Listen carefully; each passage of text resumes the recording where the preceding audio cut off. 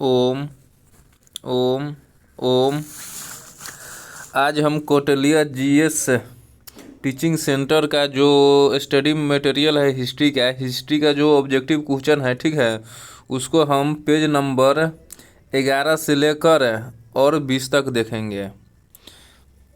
यानी जो हिस्ट्री का ऑब्जेक्टिव क्वेश्चन उसको पेज नंबर 11 से लेकर 20 तक देखेंगे और उसको पढ़ेंगे, ठीक है। बहुत ही महत्वपूर्ण क्वेश्चन है, टॉपिक है, पढ़िए साथ में मेरे।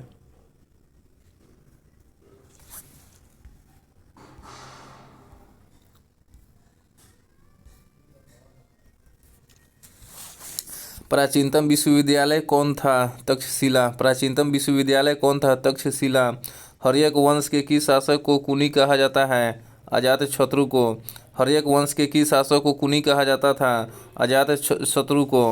बौद्ध धर्म ने समाज के निम्न वर्गों पर महत्वपूर्ण प्रभाव डाला, महिला और शूद्रों पर।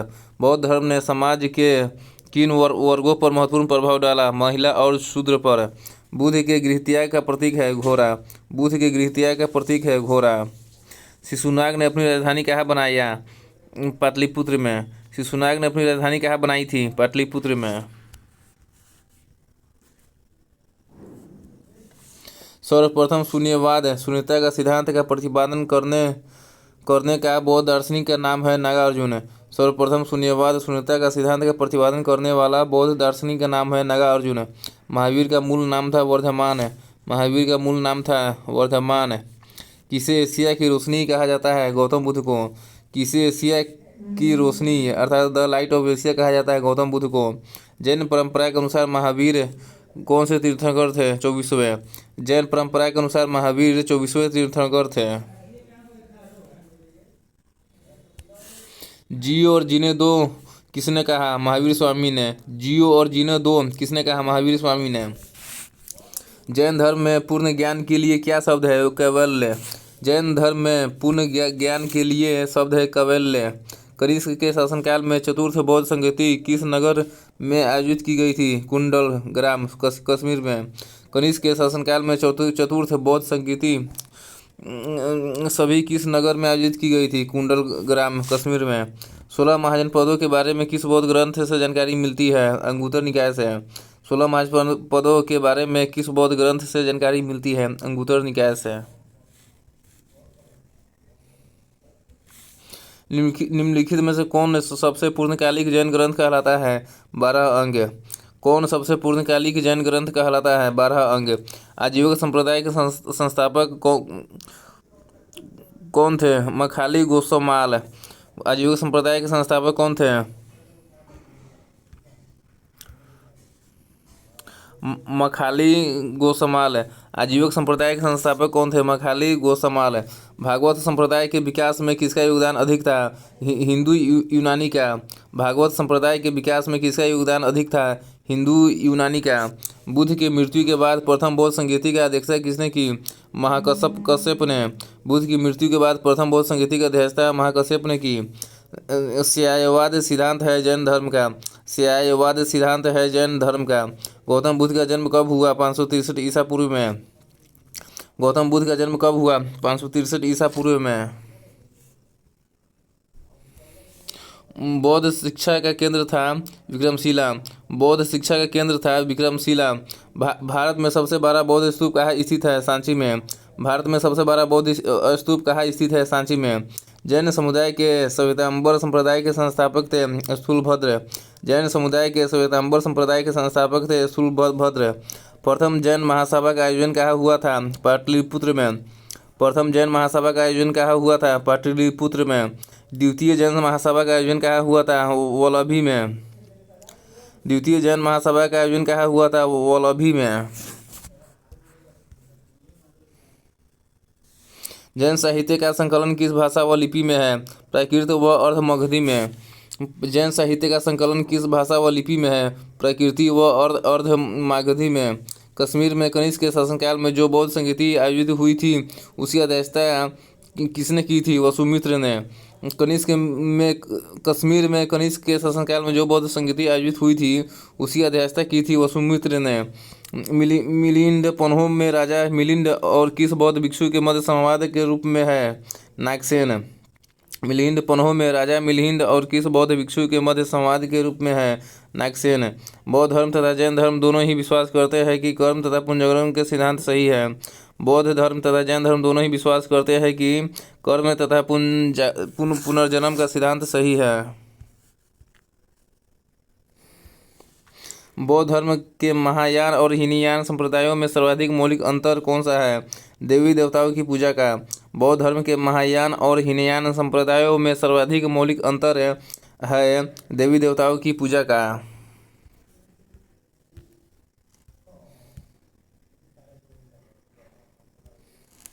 जैन धर्म श्वेतांबर एवं दिगंबर संप्रदाय में कब विभाजित हुए? चंद्रगुप्त मौर्य के समय में।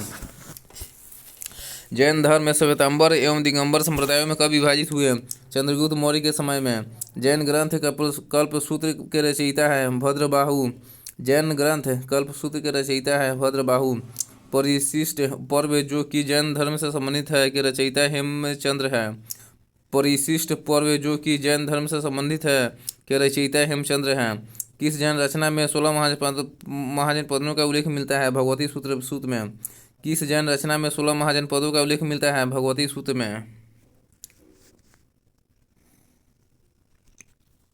जैन तीर्थंकर पार्श्वनाथ द्वारा प्रतिपादित 4 महाव्रतों में महावीर ने 5वें महाव्रत के रूप में क्या जोड़ा? ब्रह्मचर्य को।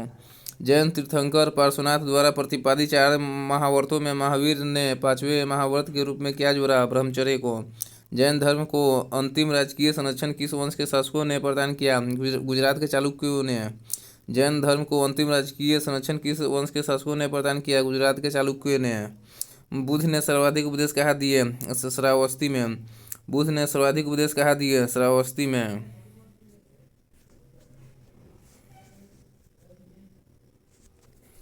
बुद्ध चरित्र जिसे बौद्धों का रामायण कहा जाता है के रचनाकार अश्वघोष है। बुद्ध चरित्र जिसे बौद्धों का रामायण कहा जाता है के रचनाकार अश्वघोष थे।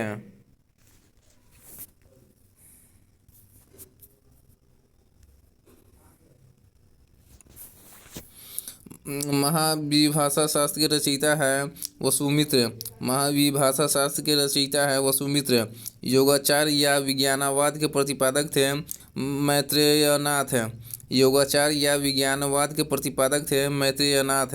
भारत से दक्षिण की ओर के देशों में बौद्ध धर्म का कौन सा संप्रदाय प्रचलित हुआ? महायान। भारत से दक्षिण की ओर के देशों में बौद्ध धर्म का कौन सा संप्रदाय प्रचलित हुआ? महायान। बौद्ध धर्म के त्रिरत्न में शामिल नहीं है मध्यम वर्ग। बौद्ध धर्म के त्रिरत्न में शामिल है बुद्ध धर्म संघ। बुद्ध धर्म के त्रिरत्न में शामिल नहीं है मध्यम वर्ग, शामिल है बुद्ध धर्म और संघ।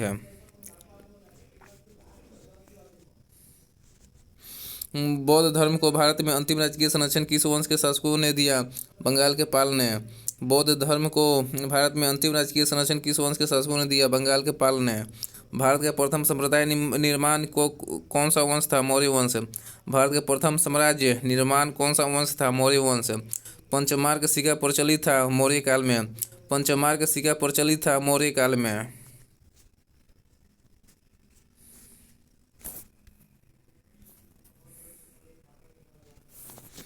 धामेक स्तूप का निर्माण किसने किया था? अशोक ने। धामेक स्तूप का निर्माण किसने किया था? अशोक ने। सांची का स्तूप का निर्माण किसने किया था? अशोक ने।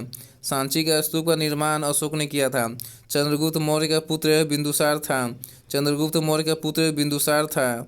सम्राट अशोक किसके उत्तराधिकारी थे? बिंदुसार के।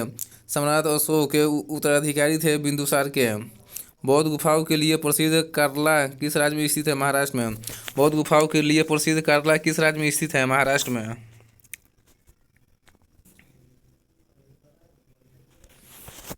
मौर्य वंश का अंतिम सम्राट बृहदर्थ था।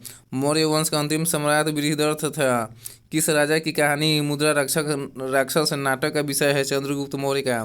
किस राजा की कहानी मुद्रा राक्षस नाटक का विषय है? चंद्रगुप्त मौर्य का। अशोक किस राजवंश के राजा थे? मौर्य वंश के। अशोक किस राजवंश के राजा थे? मौर्य वंश के। सांची में स्थित बौद्ध स्मारकों का निर्माण किसने किया था? मौर्य राजवंश ने।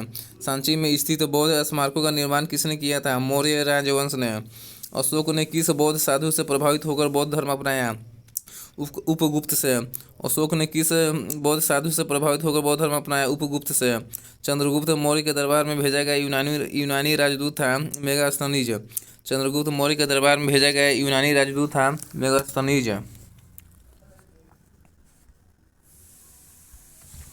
हिंसांग किसके शासनकाल के दौरान भारत आया था? हर्षवर्धन के। हिंसांग हर्षवर्धन के शासनकाल के दौरान भारत आया था। अशोक के धर्मादेशों का उद्वाचन पहले किया था जेम्स प्रिंसेप ने। अशोक के धर्मादेशों का उद्वाचन सबसे पहले किया था जेम्स प्रिंसेप ने। अशोका का पोता कौन था? दशरथ। अशोका का पोता दशरथ था।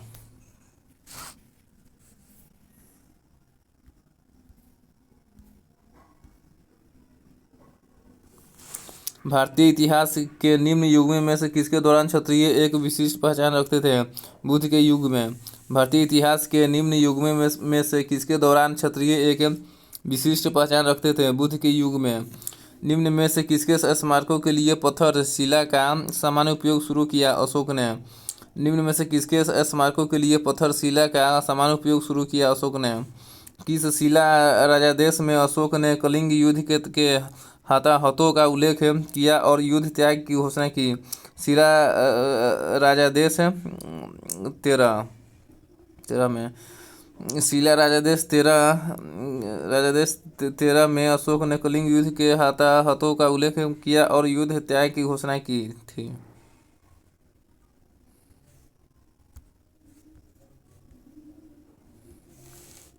चंद्रगुप्त मौर्य ने अपने अंतिम दिन कहाँ गुजारे? श्रवणबेलगोला में। चंद्रगुप्त मौर्य ने अपने अंतिम दिन गुजारे श्रवणबेलगोला में। अशोक के शिलालेख किस लिपि में खुदे हुए हैं? ब्राह्मणी। अशोक के शिलालेख ब्राह्मणी लिपि में खुदे हुए हैं। पुरालेख शास्त्र किसका अध्ययन है? शिलालेख का। पुरालेख शास्त्र शिलालेख का अध्ययन है। कौन सी नदी सिकंदर महान के भारत आक्रमण की सन्निकट पूर्वी सीमा थी? ब्यास नदी। ब्यास नदी सिकंदर महान के भारत आक्रमण की सन्निकट पूर्वी सीमा थी। अशोक ने अपने सभी अभिलेखों में एकरूपता से किस प्राकृत का प्रयोग किया? अर्धमागधी का। अशोक ने अपने सभी अभिलेखों में एकरूपता से अर्धमागधी प्राकृत का प्रयोग किया। अर्धमागधी।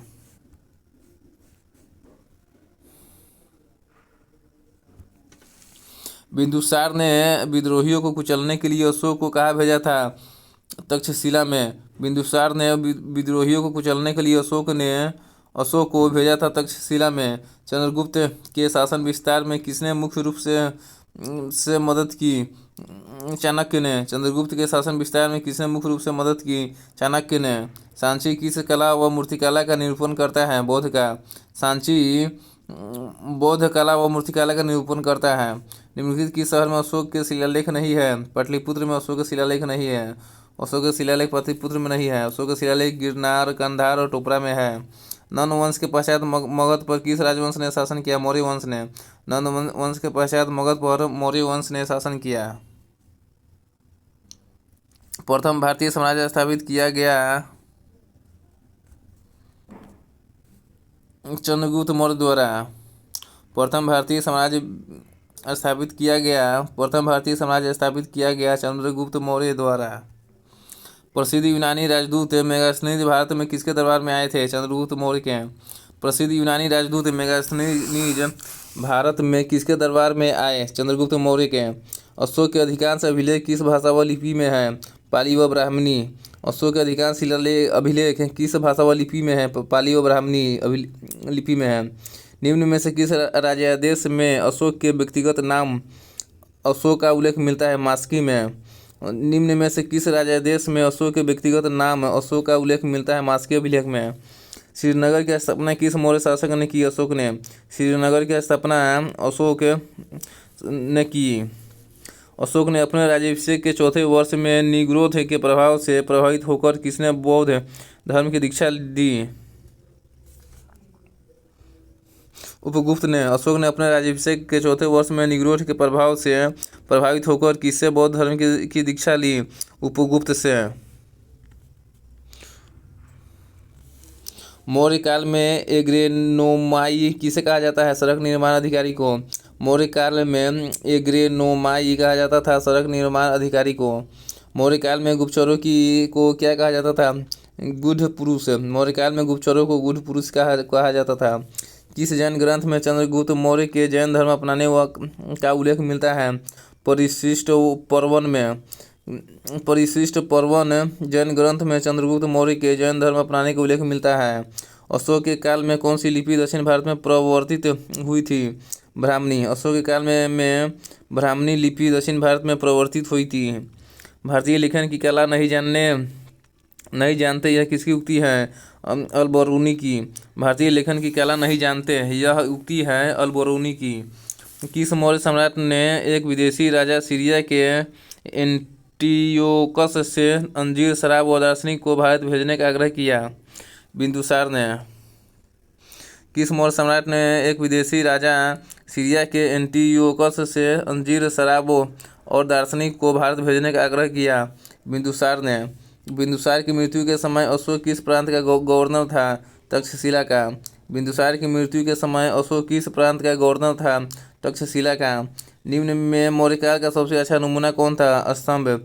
मौर्यकाल का सबसे अच्छा नमूना स्तंभ है। अशोक ने श्रीलंका में बौद्ध धर्म का प्रचार हेतु किसे भेजा? महेंद्र और संघमित्रा को। अशोक ने श्रीलंका में बौद्ध धर्म का प्रचार हेतु किसे भेजा? महेंद्र और संघमित्रा को।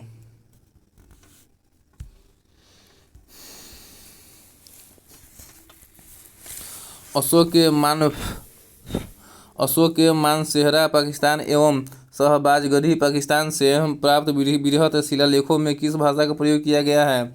खरोष्टी का। अशोक के मानसेहरा पाकिस्तान एवं शहबाजगढ़ी पाकिस्तान से प्राप्त बृहत शिलालेखों में किस भाषा का प्रयोग किया गया है? खरोष्टी का।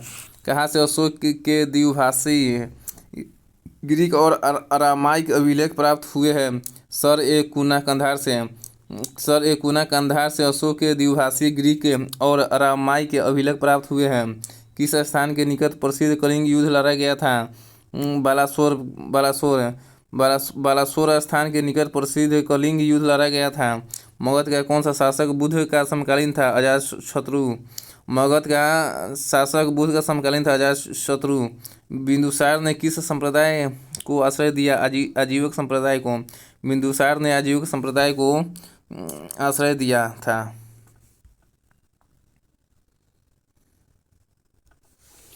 हाइडेस्पिज युद्ध लड़ा गया था झेलम नदी के किनारे। हाइडेस्पिज युद्ध लड़ा गया था झेलम नदी के किनारे। हाइडेस्पिज युद्ध लड़ा गया था झेलम नदी के किनारे। किस युद्ध के बाद अशोक ने बौद्ध धर्म स्वीकार किया? कलिंग का युद्ध। कलिंग के युद्ध के बाद अशोक ने बौद्ध धर्म स्वीकार किया। चाणक्य को निम्न में से जाना जाता है? विष्णुगुप्त। चाणक्य को अन्य नाम से जाना जाता है? विष्णुगुप्त। मगध के सिंहासन के लिए बिंबिसार का उत्तराधिकारी कौन बना? अजातशत्रु। मगध के सिंहासन के लिए बिंदुसार का उत्तराधिकारी कौन बना? अजातशत्रु। निम्न में से कौन भारत नहीं आया था? कोलंबस। निम्न में से कौन भारत नहीं आया था? Columbus. Megasthenes, Vasco D gamma, Fahien, ये सभी भारत आया था।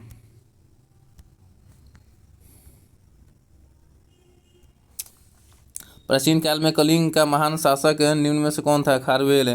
प्राचीन काल में कलिंग का महान शासक निम्न में से कौन था? खारवेल। मेगास्थनीज द्वारा रचित किस ग्रंथ से भारत के मौर्यकालीन इतिहास का पता चलता है? इंडिका से। मेगास्थनीज द्वारा रचित किस ग्रंथ से भारत के मौर्यकालीन इतिहास का पता चलता है? इंडिका से। ईसा पूर्व द्वितीय सदी में कागज बनाने की कला को किसने खोजा? चीनियों ने। ईसा पूर्व द्वितीय सदी में कागज बनाने की कला को चीनियों ने खोजा। अपने साम्राज्य के विस्तार में चंद्रगुप्त मौर्य की सहायता की थी चाणक्य ने। अपने साम्राज्य के विस्तार में चंद्रगुप्त मौर्य की सहायता की थी चाणक्य ने।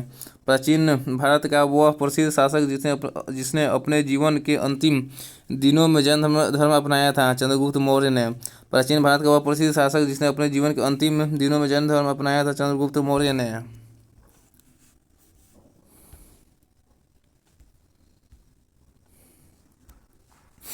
चंद्रगुप्त मौर्य चाणक्य के सहयोग से मगध के सिंहासन पर बैठा। अशोक किसके सहयोग से मौर्य सिंहासन ग्रहण किया? राधागुप्त के।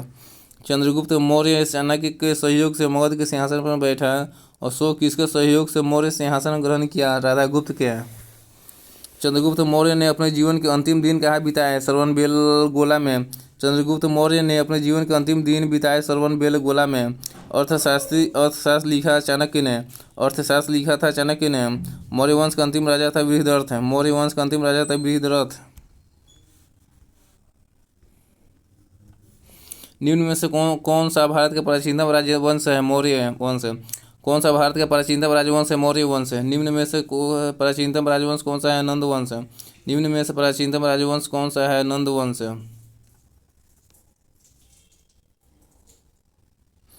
निम्न में प्राचीनतम राजवंश कौन सा है? नंद वंश। ये भारत के प्राचीनतम भारत का मौर्य वंश। बिंबिसार के समय में मगध की राजधानी कौन सी थी? राजगृह।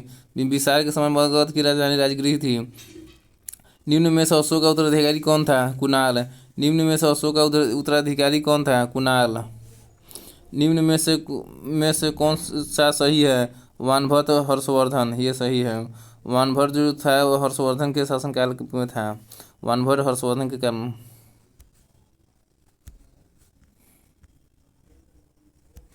अशोक ने अपने शिलालेखों में अपने समकालीन दक्षिण के किस राज्य का उल्लेख नहीं किया था? कुषाण का। अशोक ने अपने शिलालेखों में अपने समकालीन दक्षिण के किस राज्य का उल्लेख नहीं किया था? कुषाण का। चोल, पांड्य और करल पुत्र का किया था। मौर्य साम्राज्य में प्रचलित मुद्रा का नाम क्या था? पन्न। मौर्य साम्राज्य में प्रचलित मुद्रा का नाम पन्न था। अशोक के अभिलेख को सर्वप्रथम किसने पढ़ा? जेम्स प्रिंसेप ने। अशोक के अभिलेख को सर्वप्रथम जेम्स प्रिंसेप ने पढ़ा। अशोक ने इन सभी में से कौन सा धर्म अपनाया? बौद्ध धर्म। अशोक ने बौद्ध धर्म को अपनाया। अपने अभिलेखों में प्रायः जिस नाम से अशोक संदर्भित हुआ है प्रियदर्शी। अपने अभिलेखों में प्रायः जिस नाम से अशोक संदर्भित है वह है प्रियदर्शी। सम्राट अशोक पर कलिंग युद्ध के प्रभाव को निम्न में से देखा जा सकता है स्तंभ अभिलेख में। और सम्राट अशोक पर कलिंग युद्ध के प्रभाव को देखा जा सकता है स्तंभ आलेख में।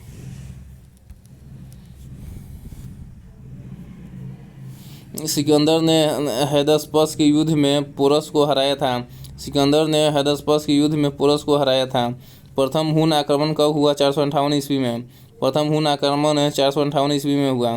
नालंदा विश्वविद्यालय को नष्ट करने वाला मुस्लिम साहसिक था मोहम्मद बिन बख्तियार। नालंदा विश्वविद्यालय को नष्ट करने वाला मुस्लिम साहसिक था मोहम्मद बिन बख्तियार। अंतिम मौर्य सम्राट बृहद्रथ की हत्या कर किसने तुंग वंश की स्थापना की? पुष्यमित्र शुंग ने। अंतिम मौर्य सम्राट बृहद्रथ की हत्या कर किसने तुंग वंश की स्थापना की? पुष्यमित्र ने। सातवाहन या आंध्र सातवाहन वंश की संस्थापक सिमुक था। सातवाहन या आंध्र सातवाहन वंश का संस्थापक कौन था? सिमुक। सातवाहनों ने पहले स्थानीय अधिकारियों के रूप में काम किया था मौर्यों के अधीन। सातवाहनों ने पहले स्थानीय अधिकारियों के रूप में काम किया था मौर्यों के अधीन। निम्नलिखित में से वह महानतम कुषाण नेता कौन था जो बौद्ध बन गया? कनिष्क। वह महानतम कुषाण नेता कौन था जो बौद्ध बन गया? कनिष्क। कुषाण काल के दौरान मूर्तिकला की गांधार शैली निम्न में से किसका मिश्रण है? भारत ग्रीक यूनानी शैली का। कुषाण काल के दौरान मूर्तिकला की गांधार शैली निम्न में से किसका मिश्रण है? भारत ग्रीक यूनानी शैली का। कनिष्क की राजधानी थी पुरुषपुर। कनिष्क की राजधानी थी पुरुषपुर।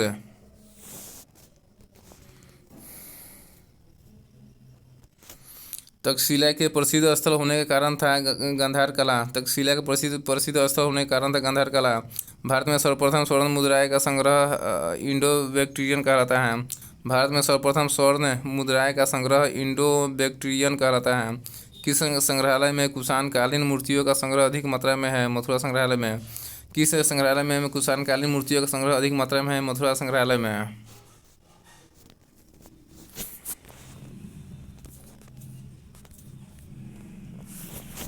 सातवाहनों के समय में मुद्रा सर्वाधिक किस धातु के बने थे? सीसा के। सातवाहनों के समय में मुद्रा सर्वाधिक सीसा धातु के बने थे।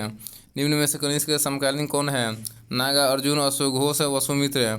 कनिष्क के समकालीन है नागा, अर्जुन, अश्वघोष और वसुमित्र। किस वंश के शासकों ने ब्राह्मणों एवं बौद्ध भिक्षुओं को करमुक्त भूमि या गाँव भूमि अनुदान देने की प्रथा आरंभ की? गुप्त वंश ने। गुप्त वंश के शासकों ने ब्राह्मणों एवं बौद्ध भिक्षुओं को करमुक्त भूमि या गाँव भूमि अनुदान देने की प्रथा को आरंभ की। भारतीय रंगमंच में यवनिका पर्दा का शुभारंभ किसने किया? यूनानियों ने। भारतीय रंगमंच में यवनिका पर्दा का शुभारंभ किसने किया? यूनानियों ने। प्राचीन काल में कलिंग का महान शासक कौन था? खारवेल। प्राचीन काल में कलिंग का महान शासक कौन था? खारवेल। निम्न में से कौन सा अभिलेख कलिंग नरेश खारवेल से संदर्भित है? हाथी गुम्फा अभिलेख है। निम्न में से कौन सा अभिलेख कलिंग नरेश खारवेल से संबंधित है? हाथी गुम्फा अभिलेख। सातवाहन शासकों की राजधानी राजकीय भाषा थी प्राकृत। सातवाहन शासकों की राजकीय भाषा थी प्राकृत। विक्रम संवत कब से प्रारंभ हुआ? 58 ईसा पूर्व से। विक्रम संवत प्रारंभ हुआ 58 ईसा पूर्व से। मौर्यों के बाद दक्षिण भारत में सबसे प्रभावशाली राज्य था चोल। मौर्यों के बाद दक्षिण भारत में सबसे प्रभावशाली राज्य था चोल। बुद्ध की खड़ी प्रतिमा निम्न में से किस काल में बनाई गई थी? कुषाण काल में। बुद्ध की खड़ी प्रतिमा कुषाण काल में बनाई गई थी। सर्वप्रथम भारत में विशुद्ध संस्कृत भाषा में लंबा अभिलेख किस राजा द्वारा जारी किया गया? शक राजा रुद्रदामन द्वारा। सर्वप्रथम भारत में विशुद्ध संस्कृत भाषा में लंबा अभिलेख किस राजा द्वारा जारी किया गया? शक राजा रुद्रदामन के द्वारा। किस राजा के शासनकाल में ईसाई धर्म प्रचारक सेंट थॉमस भारत आया? गोंडोफिरनस के काल में। गोंडोफिरनस राजा के शासनकाल में ईसाई धर्म प्रचारक सेंट थॉमस भारत आया था। किस वंश के शासकों ने छत्र प्रणाली का प्रयोग किया? शकों ने। किस वंश के शासकों ने छत्र प्रणाली का प्रयोग किया? शकों ने। चार धातुओं सोना, चांदी, तांबा एवं सीसा के सम्मिश्रण से बनने वाले सिक्के को कहा जाता था करसापन। करसापन। चार धातुओं सोना, चांदी, तांबा एवं सीसा के सम्मिश्रण से बनने वाले सिक्के को क्या कहा जाता था? करसापन। करसापन। निम्न में से कौन सी प्राचीनतम स्मृति है? मनुस्मृति। प्राचीनतम स्मृति है मनुस्मृति। शक संवत किस वर्ष से शुरू हुआ था? ईसा की मृत्यु के 78 वर्ष बाद। शक संवत किस वर्ष से शुरू हुआ था? ईसा की मृत्यु के 78 वर्ष बाद। प्राचीन भारत में चिकित्सा शास्त्र पर ग्रंथ लिखा था चरक ने। प्राचीन भारत में चिकित्सा शास्त्र पर ग्रंथ लिखा था चरक ने। चरक थे एक विख्यात चिकित्सक। चरक थे एक विख्यात चिकित्सक। किसने बड़े पैमाने पर स्वर्ण मुद्रा सोने का मुहर चलाई थी? कुषाण शासकों ने। किसने बड़े पैमाने पर स्वर्ण मुद्रा सोने का मुहर चलाई थी? कुषाण शासकों ने। कनिष्क का दरबारी चिकित्सक कौन था? चरक। कनिष्क का दरबारी चिकित्सक चरक था। आयुर्वेद का जनक किन्हें कहा जाता है? इनमें से कोई नहीं। आयुर्वेद का जनक इनमें से कोई नहीं। पल्लव राज्य की राजधानी थी कांचीपुरम। पल्लव राज्य की राजधानी थी कांचीपुरम। पल्लव राज्य की राजधानी कांचीपुरम थी। कांचीपुरम निम्न में से किस राज्य में स्थित है? तमिलनाडु में। कांचीपुरम निम्न में से किस राज्य में स्थित है? तमिलनाडु में। तमिलनाडु में। विक्रम संवत एवं शक संवत में कितने वर्षों का अंतर है? 135 वर्ष का है। विक्रम संवत एवं शक संवत में 135 वर्ष का अंतर है। कनिष्क की राजधानी थी पेशावर। कनिष्क की राजधानी थी पेशावर। कनिष्क किस वंश का राजा था? कुषाण। कनिष्क किस वंश का राजा था? कुषाण।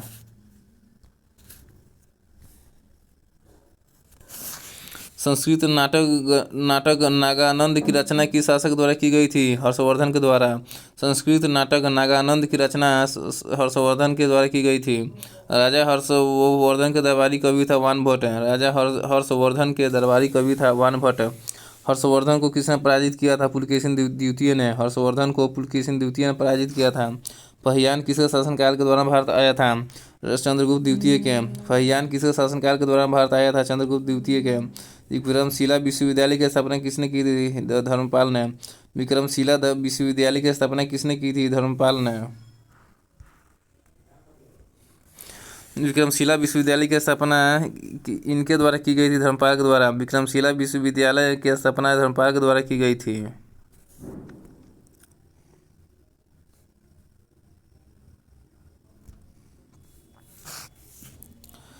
विक्रम संवत 58 BC से शुरू हुआ। विक्रम संवत 58 BC से शुरू हुआ।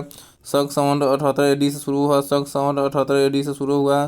कलचुरी संवत 248 AD से शुरू हुआ। कलचुरी संवत 248 AD से शुरू हुआ। गुप्त संवत 320 AD से शुरू हुआ। गुप्त संवत 320 AD से शुरू हुआ। विक्रम संवत 58 BC से शुरू हुआ। शक संवत 78 AD से शुरू हुआ। कलचुरी संवत 248 AD से शुरू हुआ। गुप्त संवत 320 AD से शुरू हुआ। गुप्तकाल के दौरान निम्न में से कौन सा सिक्का चांदी में जारी किया गया था? रुपये का। गुप्तकाल के दौरान निम्न में से कौन सा सिक्का चांदी में जारी किया गया था? रुपया का।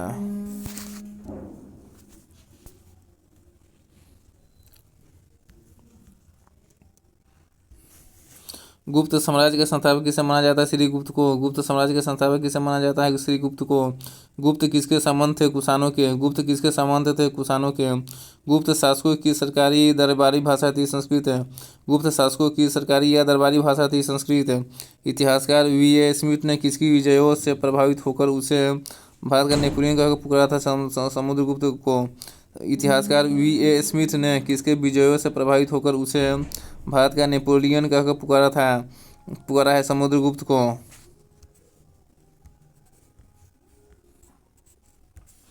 गुप्त वंश का वह राजा कौन था जिसने हुनों को भारत पर आक्रमण करने से रोका था? स्कंदगुप्त ने। गुप्त वंश का वह राजा कौन था जिसने हुनों को भारत पर आक्रमण करने से रोका है? स्कंदगुप्त ने। गुप्त राजवंश किस लिए प्रसिद्ध था?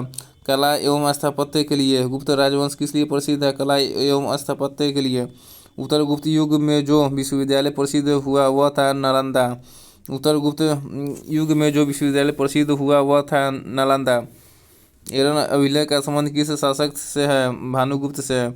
एरन अभिलेख का संबंध भानुगुप्त से है। सेतुबंध का रचनाकार प्रवरसेन द्वितीय किस वंश का शासक था? वाकाटक का। सेतुबंध का रचनाकार प्रवरसेन द्वितीय किस वंश का शासक था? वाकाटक का।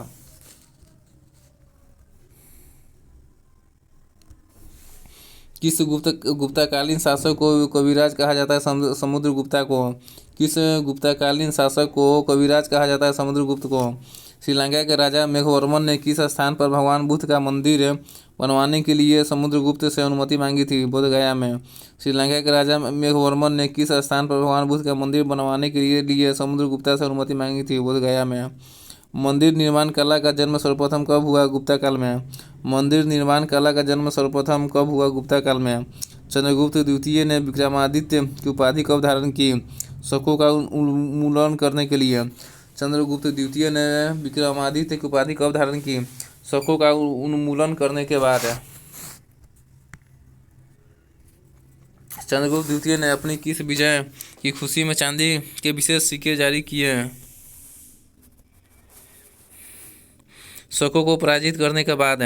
चंद्रगुप्त द्वितीय ने अपने किस विजय की खुशी में चांदी के विशेष सिक्के जारी किए? शकों को पराजित करने के बाद।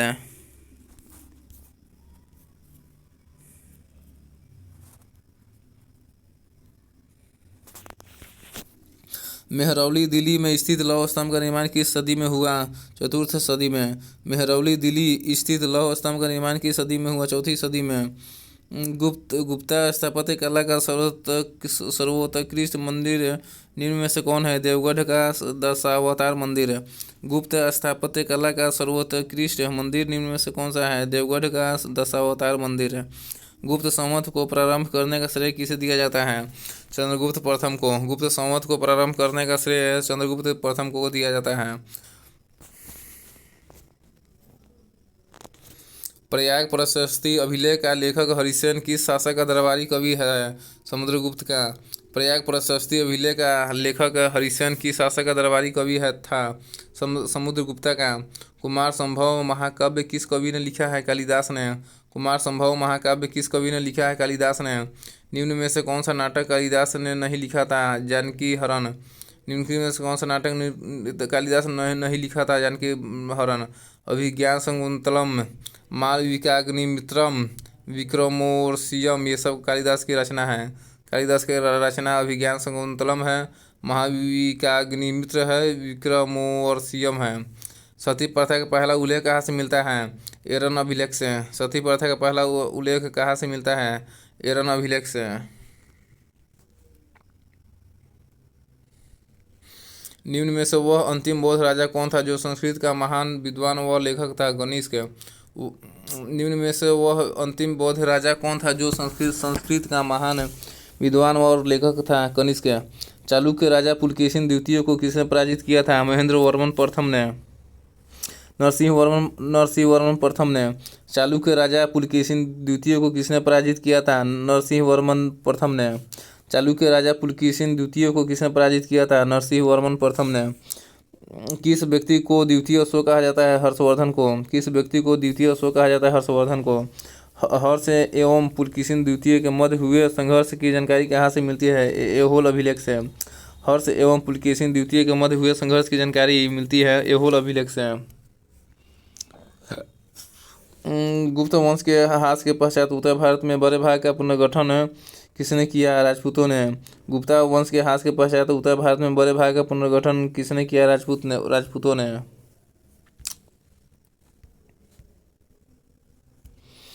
चालुक्य शासक पुलकेशिन द्वितीय ने किस नदी किनारे हर्षवर्धन को परास्त किया था? नर्मदा के नदी किनारे। चालुक्य शासक पुलकेशिन द्वितीय ने किस नदी किनारे हर्षवर्धन को परास्त किया था? नर्मदा के। हर्षवर्धन अपनी धार्मिक सभा कहाँ किया करता था? प्रयाग में। हर्षवर्धन अपनी धार्मिक सभा प्रयाग में किया करता था। शून्य की खोज किसने की? इनमें से कोई नहीं। शून्य की खोज किसने की? इनमें से कोई नहीं। किस पुस्तक का 15 भारतीय और 40 विदेशी भाषाओं में अनुवाद किया जा चुका है? पंचतंत्र का। पंचतंत्र पुस्तक का 15 भारतीय और 40 विदेशी भाषाओं में अनुवाद किया जा चुका है। नाट्यशास्त्र की रचना किसने की? भरत मुनि ने। नाट्यशास्त्र की रचना किसने की? भरत मुनि ने। गुप्ता वंश का संस्थापक था श्रीगुप्ता ने। गुप्ता वंश का संस्थापक था श्रीगुप्त। भारत का नेपोलियन किसे कहते हैं? समुद्रगुप्ता को। भारत का नेपोलियन किसे कहते हैं? समुद्रगुप्ता को। भारतीय संस्कृति का स्वर्ण युग था गुप्ता काल। भारतीय संस्कृति का स्वर्ण युग था गुप्ता काल। कुतुब मीनार के पास स्थित लौह स्तंभ किस राजा ने बनवाया था? चंद्रगुप्त द्वितीय ने। कुतुब मीनार के पास स्थित लौह स्तंभ किस राजा ने बनवाया था? चंद्रगुप्त द्वितीय ने। अजंता गुफाओं में किसका चित्रण है? जातक कठाऊ किया। अजंता गुफाओं में किसका चित्रण है? जातक कठाऊ का। गुप्त शासकों द्वारा जारी किए गए चांदी के सिक्के को कहते हैं रूपक। गुप्त शासकों द्वारा जारी किए गए चांदी के सिक्कों को कहते हैं रूपक। वराहमिहिर थे एक महान खगोलविद। वराहमिहिर थे एक महान खगोलविद। हर्षवर्धन ने शासन किया था 7वीं शताब्दी के दौरान। हर्षवर्धन ने शासन किया था 7वीं शताब्दी के दौरान। चीनी यात्री फाह्यान किसके शासनकाल में भारत आया था? चंद्रगुप्त विक्रमादित्य के। चीनी यात्री फाह्यान किसके शासनकाल में भारत आया था? चंद्रगुप्त विक्रमादित्य के। चीनी यात्री फाह्यान जो चंद्रगुप्त विक्रमादित्य के शासनकाल में भारत आया है।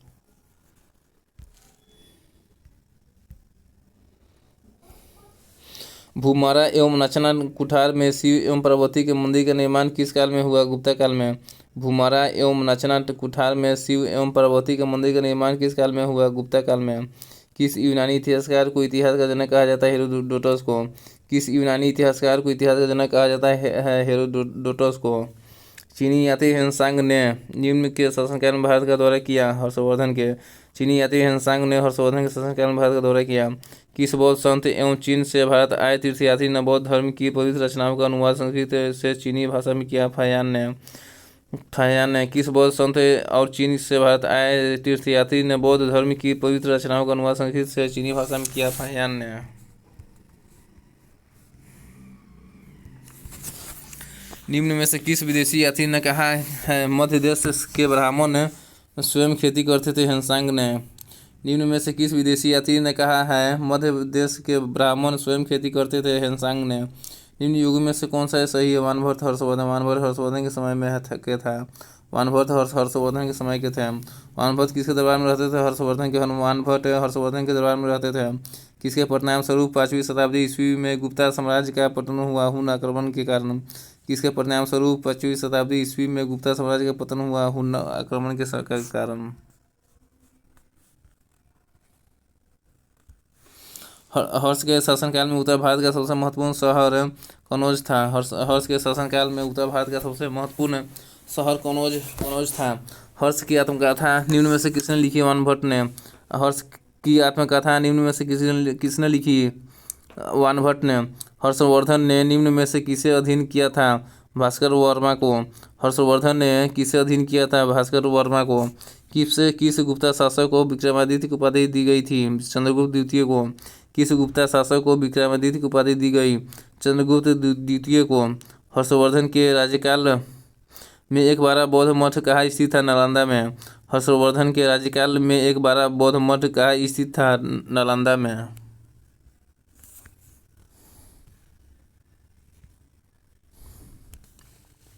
कलिंग प्रदेश के महान शासक हुए खारवेल। कलिंग प्रदेश के महान शासक हुए खारवेल। निम्नलिखित वंशक्रम को सजाएं। सबसे पहले मौर्य, फिर शुंग, फिर कुषाण, फिर गुप्ता। निम्न वंशक्रम को सजाएं। सबसे पहले मौर्य, फिर शुंग, फिर कुषाण, फिर गुप्ता वंश।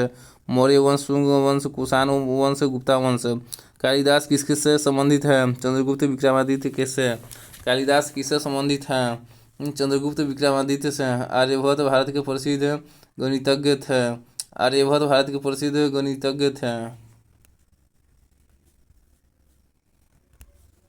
भगवान शिव के 18 अवतारों में किसे गिना जाता है? लकुलिस को। भगवान शिव के 18 अवतारों में से किसे गिना जाता है? लकुलिस को। किस गुप्त शासक ने शांति प्रिय एवं वैदेशिक संबंध स्थापित किए? चंद्रगुप्त द्वितीय ने। किस गुप्त शासक ने शांति प्रिय एवं वैदेशिक संबंध स्थापित किए? चंद्रगुप्त द्वितीय ने। मंदिरों को उत्तरी शैली किस रूप में जानी जाती है? नागर। मंदिरों को उत्तरी शैली किस रूप में जानी जाती है? नागर। चित्रकलाओं पेंटिंग्स में वृहद पैमाने के भित्ति चित्रों ने लघुचित्र शैली का मार्ग प्रशस्त किया। 6वीं शताब्दी के बाद है। चित्रकलाओं पेंटिंग्स में वृहद पैमाने के भित्ति चित्रों ने लघुचित्र शैली का मार्ग प्रशस्त किया। 6वीं शताब्दी के बाद है। अजंता गुफाओं का निर्माण किया था गुप्त काल में। अजंता गुफाओं का निर्माण किया था गुप्ता काल में। नालंदा विश्वविद्यालय की स्थापना किसने किया था? कुमार गुप्ता ने। नालंदा विश्वविद्यालय की स्थापना किसने किया था? कुमार गुप्ता ने। अजंता चित्रकारी भारतीय इतिहास के निम्न में किस काल से संबंधित है? गुप्ता काल के। अजंता चित्रकारी भारतीय इतिहास के किस काल से संबंधित है? गुप्ता काल से। दशमलव प्रणाली सर्वप्रथम किसने चलाई? आर्यभट्ट ने। दशमलव प्रणाली सर्वप्रथम आर्यभट्ट ने चलाया। चोल अभिलेखों में उल्लिखित भूमि के विभिन्न कोटियों के अनुसार देवदान के मंदिर में उपहार दी गई भूमि कहा जाता था देवदान। चोल अभिलेखों में उल्लिखित भूमि के विभिन्न कोटियों के अनुसार देवदान के मंदिर में उपहार में दी गई भूमि को देवदान कहा जाता था। राजेंद्र प्रथम किसके पुत्र थे? राजराज प्रथम के। राजेंद्र प्रथम किसके पुत्र थे? राजराज प्रथम के। हम्पी के स्मारकों का समूह कहाँ स्थित है? कर्नाटक में। हम्पी के स्मारकों का समूह कहाँ स्थित था? कर्नाटक में। चोल अभिलेखों में उल्लिखित भूमि की विभिन्न कोटियों के अनुसार वेलेनगाई को गैर ब्राह्मण किसान स्वामी की भूमि कहा जाता था। चोल अभिलेख में उल्लिखित भूमि की विभिन्न कोटियों के अनुसार वेलनगाई को गैर ब्राह्मण किसान स्वामी की भूमि कहा जाता था। चोल अभिलेखों में उल्लिखित भूमि के विभिन्न कोटियों के अनुसार पलिचंदनम को जैन संस्थानों को दान में दी गई भूमि कहा जाता था। चोल अभिलेखों में उल्लिखित भूमि के विभिन्न कोटियों के अनुसार पलिचंदनम को जैन संस्थाओं को दान दी गई भूमि कहा जाता था।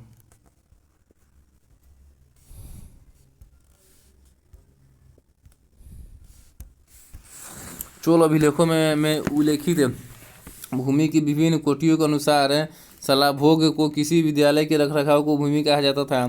चोल अभिलेखों में उल्लिखित भूमि के विभिन्न कोटियों के अनुसार शलाभोग को किसी विद्यालय के रखरखाव की भूमि कहा जाता था। चोल वंश भारत के किस भाग में अधिकतर शासन करते थे? दक्षिण में। चोल वंश भारत के दक्षिण भाग में अधिकतर शासन करते थे। हनमकोडा शहर में स्थित एक ऐतिहासिक हिंदू मंदिर 1000 स्तंभ मंदिर 1000 पिलर टेम्पल का निर्माण रुद्रदेव द्वारा किया गया था। हनमकोडा शहर में स्थित एक ऐतिहासिक हिंदू मंदिर 1000 स्तंभ मंदिर 1000 पिलर टेम्पल का निर्माण रुद्रदेव द्वारा कराया गया था।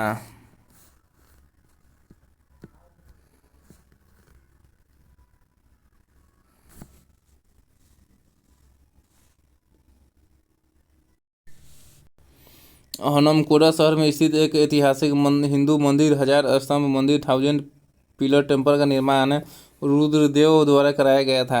चंदनगिरी का किला 11वीं शताब्दी में बनाया गया एक ऐतिहासिक किला है जो आंध्र प्रदेश में स्थित है। चंदनगिरी का किला 11वीं शताब्दी में बनाया गया एक ऐतिहासिक किला है जो आंध्र प्रदेश में स्थित है। पट्टडकल में स्थित स्मारकों के समूह को किसने बनवाया? चालुक्य राजाओं ने। पट्टडकल में स्थित स्मारकों के समूह को किसने बनवाया था? चालुक्य राजाओं ने।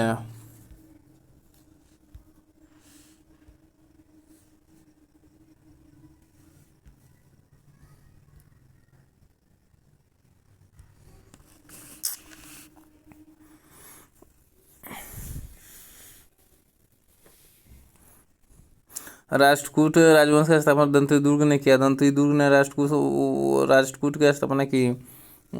विष्णुवर्धन ने हाय सलास की स्थापना की। विष्णुवर्धन ने हाय सलास की स्थापना की। सिंह विष्णु ने पल्लव वंश की स्थापना की। सिंह विष्णु ने पल्लव वंश की स्थापना की। पुलकेशिन प्रथम ने चालुक्य वंश की स्थापना की। पुलकेशिन प्रथम ने चालुक्य वंश सिंह विष्णु ने पल्लव वंश की स्थापना की। विष्णुवर्धन ने हायसलास की। दंतेदुर्ग ने राष्ट्रकूट वंश की स्थापना की। 13वीं शताब्दी में राजस्थान के माउंट आबू में प्रसिद्ध दिलवारा मंदिर किसने बनवाया? तेजपाल ने। 13वीं शताब्दी में राजस्थान के माउंट आबू में प्रसिद्ध दिलवारा मंदिर किसने बनवाया? तेजपाल ने।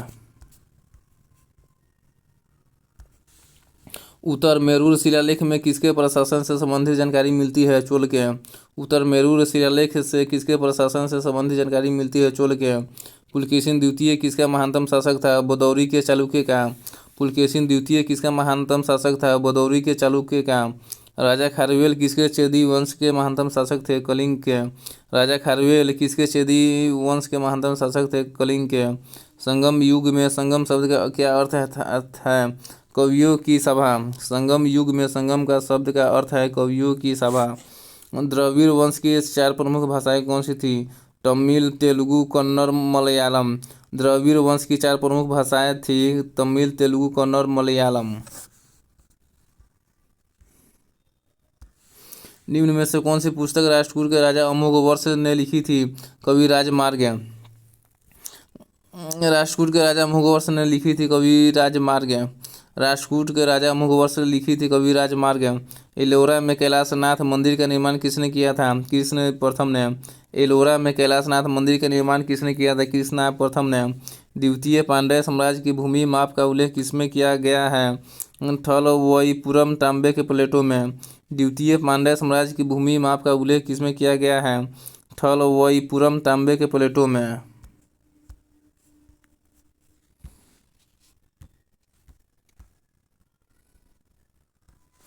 सातवाहन का सबसे बड़ा शासक कौन था? गौतमीपुत्र सातकर्णी। सातवाहन का सबसे बड़ा शासक कौन था? गौतमीपुत्र सातकर्णी। 1420 ईस्वी में विजयनगर साम्राज्य में आने वाली इटली के यात्री को क्या नाम था? Niccolo D Conti. 1420 ईस्वी में विजयनगर साम्राज्य में आने वाली इटली के यात्री का क्या नाम था? निकोली डी कोंटी। प्रतिहार वंश का महानतम राजा कौन था? भोज मिहिर भोज। प्रतिहार वंश का महानतम राजा भोज मिहिर भोज था। सातवाहन साम्राज्य के संस्थापक कौन था? सिमुक। सातवाहन साम्राज्य का संस्थापक सिमुक था। संगम साहित्य के संरक्षक कौन था? पांड्य। संगम साहित्य के संरक्षक कौन थे? पांड्य। अलीकोटा के युद्ध के समय विजयनगर साम्राज्य में कौन से राजवंश का राज था? तुलुवा वंश का। अलीकोटा के युद्ध के समय विजयनगर साम्राज्य में कौन से राजवंश का राज था? टुलुवा वंश के। निम्न में से कौन कनिष्क के राजवैद्य थे? चरक। निम्न में से कौन कनिष्क के राजवैद्य थे? चरक। कौन से युद्ध से विजयनगर साम्राज्य का पतन हुआ? टालीकोटा युद्ध से। कौन से युद्ध से विजयनगर साम्राज्य का पतन हुआ? टालीकोटा युद्ध से। लाल चेर के नाम से प्रसिद्ध वह चेर शासक कौन था जिसने कन्नगी पत्तिनी के मंदिर का निर्माण कराया था? सेनगुटवन। लाल चेर के नाम से प्रसिद्ध वह चेर शासक कौन था जिसने कन्नगी पत्तिनी के मंदिर का निर्माण कराया था? सेनगुटवन ने। तमिल भाषा के शिल्पादिकारम और मणिमेखलई किससे संबंधित है? बौद्ध धर्म से। तमिल भाषा के शिल्पादिकारम और मणिमेखलई किससे संबंधित है? बौद्ध धर्म से। निम्न में कौन संगम युगीन व्याकरण रचना सर्वाधिक महत्वपूर्ण रचना मानी गई? टोल्कापियम। निम्न में कौन संगम युगीन व्याकरण रचना सर्वाधिक महत्वपूर्ण रचना मानी गई है? टोल्कापियम। निम्नलिखित राजवंशों में किसका उल्लेख संगम साहित्य में नहीं हुआ है? कदंब का। निम्न राजवंशों में किसका उल्लेख संगम साहित्य में नहीं हुआ है? कदंब का। संगम साहित्य में उल्लेख हुआ चेर, चोल, पांड्य ईसा का उल्लेख हुआ संगम साहित्य में। संगम साहित्य में उल्लेख हुआ चेर, चोल, पांड्य का, पर कदंब का नहीं। किस संगम युगीन राज्य के संरक्षण में 3 संगमों का आयोजन हुआ था? पांड्य का। किस संगम युगीन राज्य के संरक्षण में 3 संगमों का आयोजन किया गया था? पांड्य राज्य का। मुजरिस किस राज्य के प्रमुख बंदरगाह था? चेरका। मुजरिस किस राज्य का प्रमुख बंदरगाह था? चेरका।